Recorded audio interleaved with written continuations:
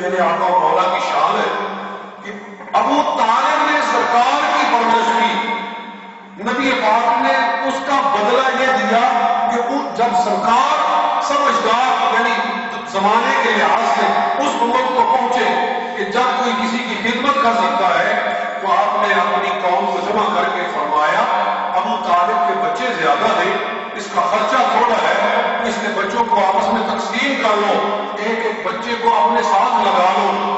تو لوگوں نے ابو طالب کے بچوں کو، کسی نے کوئی بچہ لے لیا، کسی نے کوئی بچہ لے لیا، خاندان کے بزرگوں نے، اور مولا علی شیر خدا کملی والے کے حصے میں آ گئے۔ سرکار نے مولا علی کو اپنے ساتھ لگا لیا اور ان کی پرورش کرتے رہے۔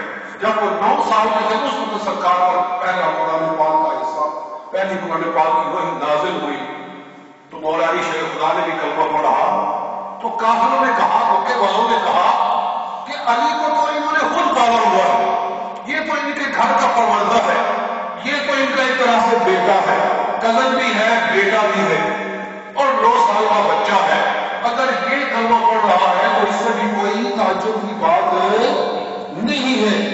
مگر حضرت صدیق اکبر رضی اللہ تعالیٰ عنہ وہ ہے جب انہوں نے کلمہ پڑھا تو پورے مکے کے اندر کھلبلی مچ گئی، کیونکہ ابو بکر صدیق وہ ہے کہ پورے مکے میں سب سے زیادہ دانا انسان، سب سے زیادہ عدل و انصاف والا۔ جب لوگوں میں جھگڑے ہو جاتے ہیں، خون بہا میں، دیگتوں میں، تجارتوں میں لوگوں کے جھگڑے ہوتے تھے، تو وہ فیصلہ کروانے کے لیے صدیق اکبر کے پاس آتے ہیں۔ یہ میں بات کر رہا ہوں میرا نبوت سے پہلے کی، جب سرکار پر قرآن نازل ہوا تھا، تو حضرت صدیق اکبر ایک پنچایتی آدمی تھے، ایک عدالتی آدمی تھے، مکے کے لوگوں کے جھگڑے ختم کرنے والے تھے، ان کے اختلافات میں فیصلہ کرنے والے تھے۔ جب انہوں نے کلمہ پڑھا تو ہر آدمی کے کان کھڑے ہوئے اور انہوں نے کہا واقعی محمد عربی کے دین کے اندر وہ قوت ہے کہ جس نے صدیق اکبر جیسے شخص کو یہ حکم بنا دیا۔ تو تب مکے والے متوجہ ہوئے، پھر دین کا جو ہے پیغام شروع ہوا، دین کی گاڑی چل پڑی، اور چلتی چلتی آج ساری دنیا میں چل رہی ہے، ہم سارے اس گاڑی پر سوار ہیں، مگر یاد رکھیے اس گاڑی پر پہلا سوار ہونے والا کون ہے؟ حضرت صدیق اکبر رضی اللہ عنہ۔ میں اس کی ایسے مثال دیتا ہوں جیسے ایک ٹرین ہے، ایک ٹرین ہے، ٹرین کا ایک انجن ہوتا ہے، انجن کے اندر ایک ڈرائیور بیٹھا ہوتا ہے۔ اللہ تعالیٰ نے اسلام کی ایک ٹرین چلائی ہے، اسلام ایک ریلوے ٹرین ہے، اس کا ڈرائیور محمد مصطفیٰ صلی اللہ علیہ وآلہ وسلم، اس کا بنانے والا، اس ٹرین کا بنانے والا پروردگار ہے، اس کے ڈرائیور سیدنا محمد مصطفیٰ صلی اللہ علیہ وسلم ہے۔ اس کا انجن جو ہے وہ صحابہ کرام ہے، کیونکہ انجن چلتا ہے تو پیچھے ساری گاڑی چلتی ہے۔ صحابہ کرام یہ اس گاڑی کا انجن ہے، اس گاڑی کو جو انجن چلا رہا ہے اور قیامت تک یہ گاڑی چل رہی ہے، یہ صحابہ کرام کی طاقت کے ساتھ چل رہی ہے۔ اور حضرت صدیق اکبر ان کے سردار ہیں۔ کوئی گاڑی میں بیٹھا بھی ہو اور کہے کہ میں انجن کو نہیں مانتا تو بڑا بیوقوف انسان ہے، کہ گاڑی میں تو بیٹھا بھی ہوا ہے اور کہتا ہے کہ انجن کو نہیں مانتا، تو بہت پاگل آدمی ہے۔ پھر اتر جائے اس گاڑی سے، جب تو اس کے انجن کی طاقت کو نہیں مانتا تو اس گاڑی میں کس طرح سوار ہوا؟ دوستوں، حضرت صدیق اکبر رضی اللہ تعالیٰ عنہ، میں ایک بڑی خصوصی بات کہہ کے ختم کرتا ہوں گفتگو کو۔ شیعہ لوگ ہمارے معاشرے میں پھیلے ہوئے اور ہمارے بھولے بھالے مسلمان سنیوں کو گمراہ کر لیتے ہیں عجیب و غریب باتیں سنا کر، اور ہم ہیں کہ ہم جواب نہیں دے سکتے، کہتے ہیں کہ مولوی صاحب کے پاس تو وہ جواب دیں۔ ہمارے پاس بھی کوئی مٹیریل ہونا چاہیے، اگر کوئی شیعہ آپ سے بات کرے تو آپ اس کے منہ پر وہ بات مار سکیں۔ سب سے بڑا اعتراض جو صدیق اکبر پر کیا جاتا ہے وہ یہ ہے کہ جناب جیسے ہی ان کو حکومت ملی تو انہوں نے پہلا کام یہ کیا کہ حضرت فاطمہ الزہرا سے ان کی وہ جائیداد چھین لی جو ان کو حضور سے میراث کے طور پر ملتی تھی۔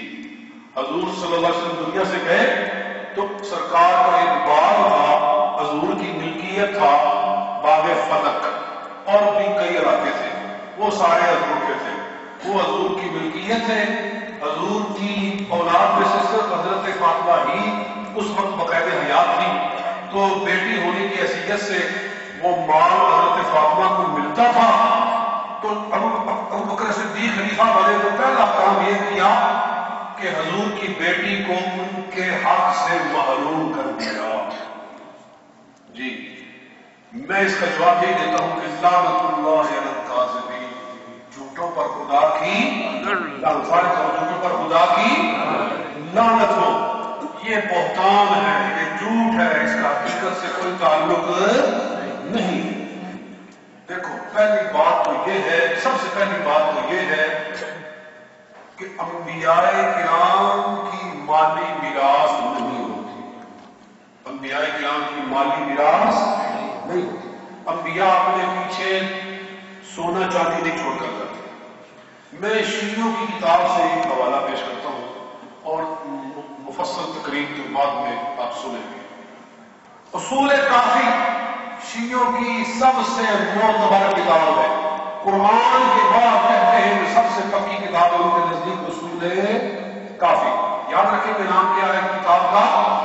اصول کافی۔ جب وہ بات کرے آپ جواب دیں، تمہاری اصول کافی میں لکھا ہوا ہے، تمہاری کتاب میں اصول کافی کے اندر، اصول کافی کی پہلی دن کتاب فضل العلم، علم کی فضیلت کے اندر پہلی اس کے پہلے چیپٹر کے اندر امام جعفر صادق رحمت اللہ تعالی علیہ آپ ارشاد فرماتے ہیں کہ میں نے اپنے باپ سے سنا، امام باقر سے سنا، وہ کہتے ہیں میں نے اپنے باپ امام زین العابدین سے سنا، وہ کہتے ہیں میں نے اپنے باپ امام علی مقام امام حسین سے سنا، اور وہ کہتے ہیں میں نے اپنے باپ مولا علی شیخ اللہ سے سنا، وہ کہتے ہیں کہ میں نے کملی والے آقا جناب محمد مصطفیٰ صلی اللہ علیہ وسلم۔ اس سے بڑی پکی بھی کوئی حدیث ہو سکتی ہے کہ جس کے سارے راوی ہی اولیاء اللہ، جس کے سارے راوی ہی اپنے اپنے زمانے کے امام ہو، غوث ہو، قطب ہو۔ تو امام جعفر صادق فرماتے ہیں کہ حضور نے فرمایا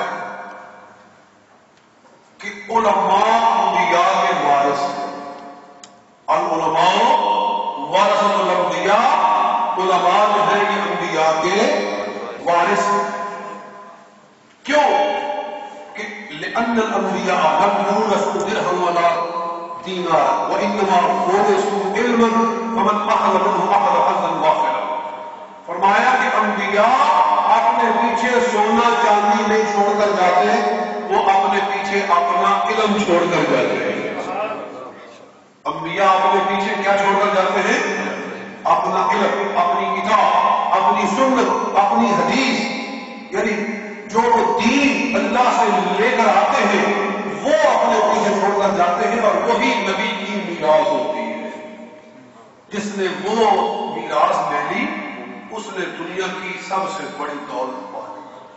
جیسے یہ علماء کرام آپ کے سامنے تشریف فرما ہے، یہ کملی والے آقا کے وارث ہیں، یہ اسی ممبر پر بیٹھتے ہیں۔ یہ ممبر اس ممبر کی مثال ہے جس ممبر کے اوپر محمد مصطفیٰ صلی اللہ علیہ وسلم بیٹھتے تھے۔ یہ جس مسلح پر کھڑے ہو کے نماز پڑھاتے ہیں، یہ اسی مسلح کی مثال ہے جس مسلح پر ہمارے رسول نے نماز پڑھائی تھی۔ تو یہ ان کے بجا طور پر وارث ہے، اور یہی بات سرکار نے اس حدیث میں ارشاد فرمائی ہے۔